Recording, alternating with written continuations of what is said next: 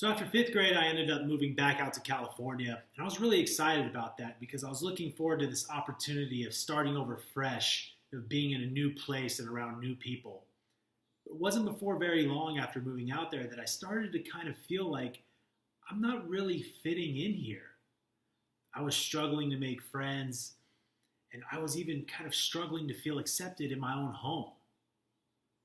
Around 14 years of age, I started using drugs and drinking alcohol because some of the kids that I thought were cool were doing that, and I wanted to fit in with them.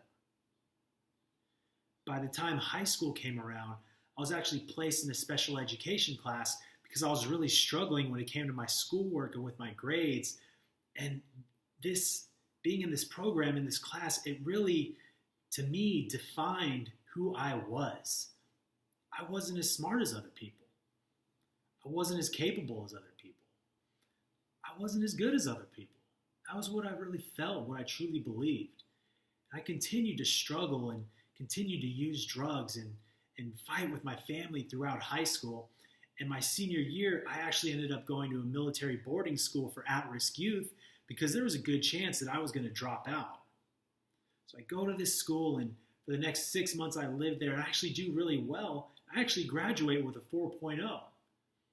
I'll never forget walking across graduation stage as I'm handed my diploma, and I can just hear my dad yelling my name, and my best friend was there, and I was so excited. For the first time in my life, I truly felt proud of myself, like I'd done something worthwhile. I felt like I was on the right path. Well, shortly after graduation, moving back home, I started kind of hanging out with some of the same old people again. Before too long, I started using drugs again and drinking again, and I stopped getting along with my family again. Next thing you know, they kick me out of the house, and I become homeless. So for the next 5 or 6 months, I'm out on the streets. I'm staying with people wherever I could find a place to stay, often on the floor of people's homes or in people's cars. I really had no idea what to do. I didn't have a job. I didn't have any money. I started kind of burning bridges everywhere that I went. Now, one night I was staying in a hotel room with this drug dealer because I didn't have anywhere else to go. And it was late one night, and we were putting together these baggies that he would sell to people, and there was a knock on the door. I look at him, and he looks at me, and I can feel my heart start racing. Who's that? So he gets up, and he walks over to the door, and just as he begins to turn the knob, the door busts open, and these two guys in suits and tattoos, they rush in, and they grab him. They start pulling him out the door. And he's just begging, let me go. And I'm just sitting there watching this.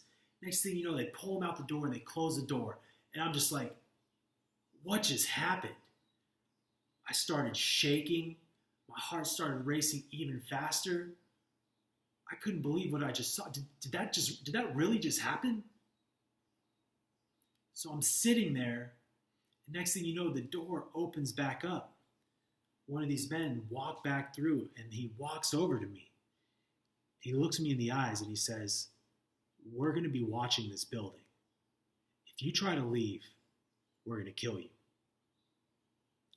And he turns around and he walks back out, closes the door behind him.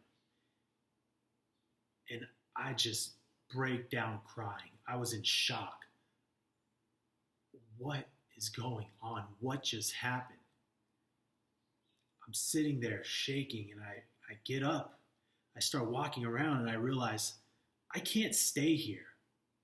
I'm a loose end. These guys might try to come back and kill me.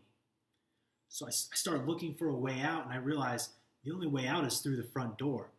So I walk over to the door. I pull the curtain to the window open. I look outside. I can't see anything.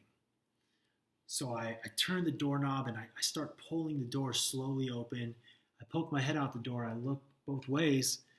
I still don't see anything, so I think, okay, this is my chance. So I walk out the door, and I'm kind of quickly moving along the side of the building, trying to get out of there. And as soon as I turn the corner, I make eye contact with somebody, and I just ran. I just booked it as fast as I could, and I ran all the way to the next town over where my grandmother was staying in a hospital where she was recovering from a stroke. Now, as soon as I get there and I walk into her room, she's sleeping, and I just collapse to the floor. And I just start crying and crying and crying. What have I become? What have I become? I'm homeless. I'm addicted to drugs. I don't have a job. I don't have any friends. My family rejects me. I hit rock bottom. I had absolutely nothing. That whole night, I just cried there on the floor, thinking, what am I going to do with myself? And it was in that moment that I started to take a serious look at myself. I started to examine my life and the choices that I'd been making. And I realized something's got to change. I can't keep doing this. I'm going to end up dead or in jail. So that next morning, I work up the courage. It was so hard. I work up the courage to call my dad, and I say, Dad, can I please come home? I've got to fix this.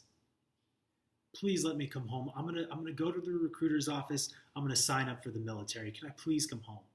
He says, sure. Come on home. But we're going straight to the recruiter's office. That's exactly what we did. And within 2 weeks, I was shipped off to boot camp.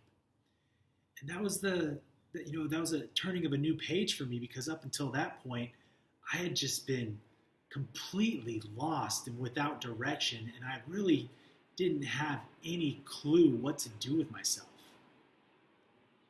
But after joining the Marine Corps, going through boot camp, I started to mature. I started to grow as a man.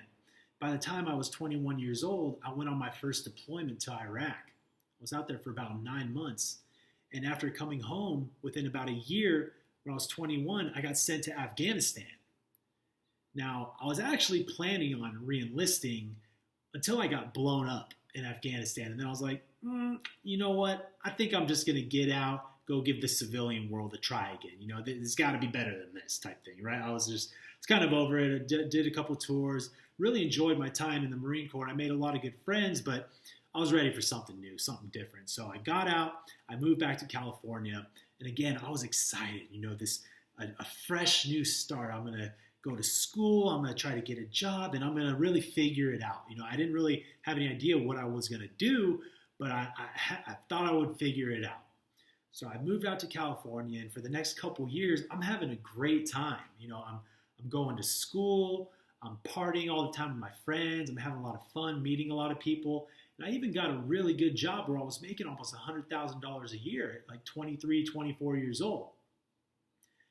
I really felt like, things seemed to be going pretty good for me, and I kind of became consumed with wanting to always be out and partying and drinking all the time, and I want to have the nice stuff, and I want to be impressing people, so I was always spending money on clothes, and I wanted to have a nice car, and a bottle service is on me, right?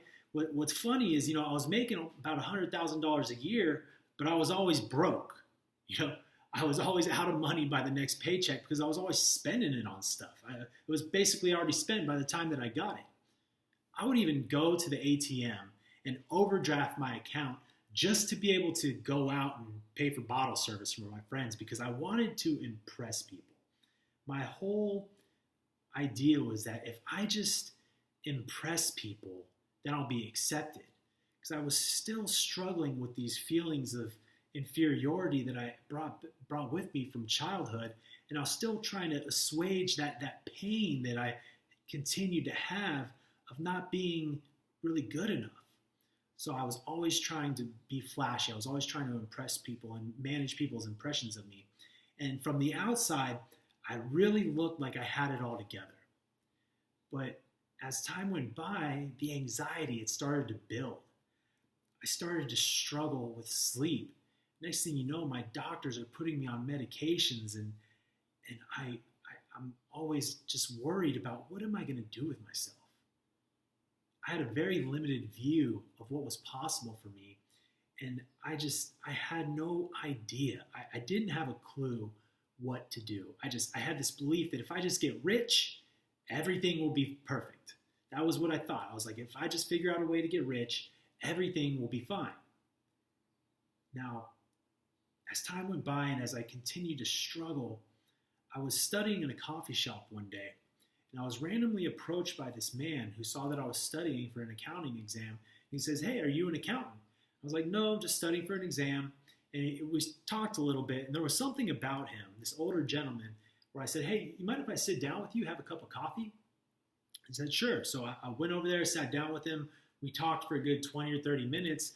By the end of our conversation, I was so impressed with this man that I went back to my table and I wrote a page-long letter. It was a full page, basically thanking him for his time and saying, "Hey, I really enjoyed that, and I would love to meet with you again. I feel like you're someone that I could really learn something from." I felt like I'd never met someone like that before. So on my way out, I hand him this letter and I leave. Now, the next day, I get a text message from this man. He said, "Hey, thank you for the letter. I'd like to invite you over to my house tonight." And I said, "Okay, great. Yeah, I'll be there."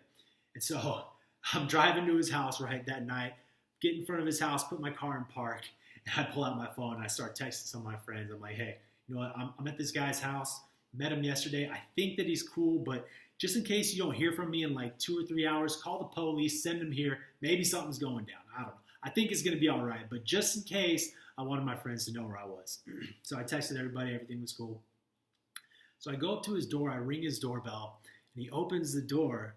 And as I step in, the first thing I see is, wow, this place is beautiful. He had a beautiful home. And I just felt overcome with this feeling of peace and serenity. And I was like, wow, there's something special about this place. Now, in my mind, I was like, this man, he's going to teach me how to get rich, right? That was kind of where my mind was, like, this guy will teach me how to get rich. But as we began to spend time together, and as we began to meet weekly, spend hours together talking about life, and he began exposing me to different books and different philosophies and different ideas, and he really began to expand my mind, I started to see things differently. And this shift started to take place where I started to become aware that there was more available in life for me, that I was capable of more, that there was more possible for David Hall. And as time went by, the more time I spent with this man, the more I listened to him. For the first time in my life, I began to believe in myself. I began to believe in myself.